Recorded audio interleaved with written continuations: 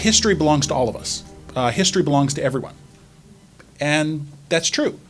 But the opposite of that is also true. History belongs to those who remember. Those who remember have the greatest stake in preserving and protecting history. And so by being a member of the Sacramento Historical Society, you are having a more active role in the preservation of history, which is exceptionally important. I'm going to take you down a little journey about the German agricultural industrial development that John Sutter grew up in, coupled with what was going on in the United States even before the 1800s began, and Sutter was born in 1803. What Sutter was trying to do, what he accomplished, did affect the development of the West. And then lately, people have stepped forward to degrade Sutter and to criticize what he did.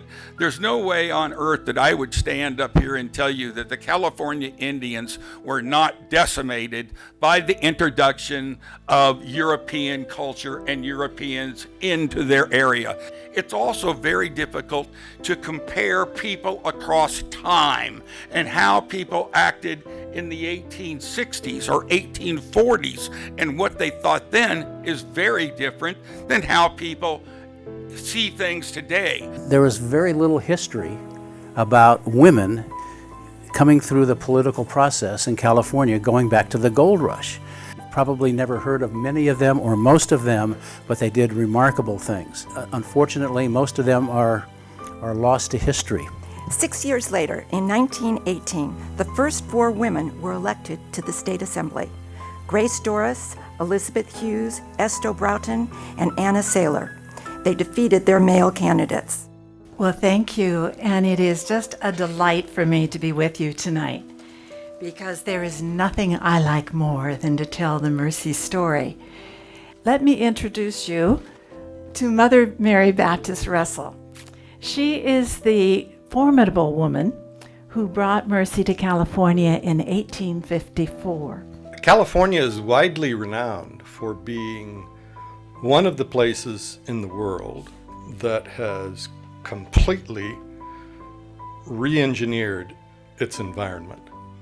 What's the longest canal in the Americas? The California Aqueduct. It's 700 miles long. We have literally moved mountains, and we've done more of that kind of thing in California than in any other place in the country. Why are you the best artist to sculpt this statue that will honor Nathaniel Colley? It was an honor for me because I kind of felt a kinship to the project after reading and studying and doing research on him. His accomplishments and achievements should be cast in bronze for those to see for generations to come. My art speaks for me. I don't like to talk a lot, so I like to just show my work and do what I can do to help others understand that there's love and peace still in the world today. Thank you again so much for inviting me to be a part of this project. I think it's a fabulous thing for 2 organizations of Sacramento that have long histories here, Sacramento Historical Society and the Sacramento Poetry Center, to be teaming up. Show me mild rains of winter, thousands streaming in their cars, reservoirs and wide streets, geese overhead, and office buildings full or empty, swelling with the unfathomable seasons of money. But she had turned south toward the boats in the harbor, and the hem of her dress cut a path as she walked through the place of dark blue flowers. What we're standing in right now could be construed as the cathedrals of labor. Take a look around you in this building. What does it invoke? It invokes majesty, it invokes wonder, and it invokes just a tremendous sense of history. What these buildings represent is also the future ability to tell the stories of the innovation and construction and ability that was done in these buildings over time for current and future generations. So our hope is to bring students in here and say, let's solve a problem. It's an excellent opportunity for young people K through 12 to visit this laboratory of learning and be a part of the future. because what we learn from the past enables us to adjust and be ready for our future.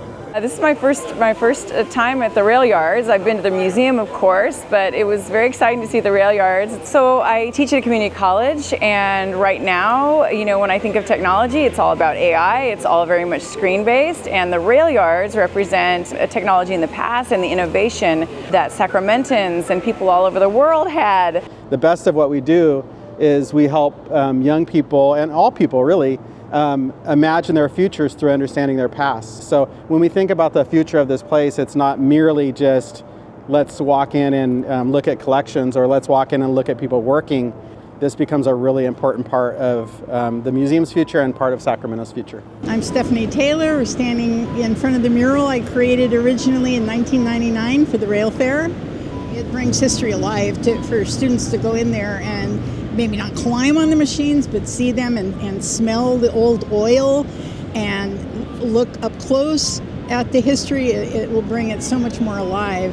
And it's all about technology and innovating over and over and over.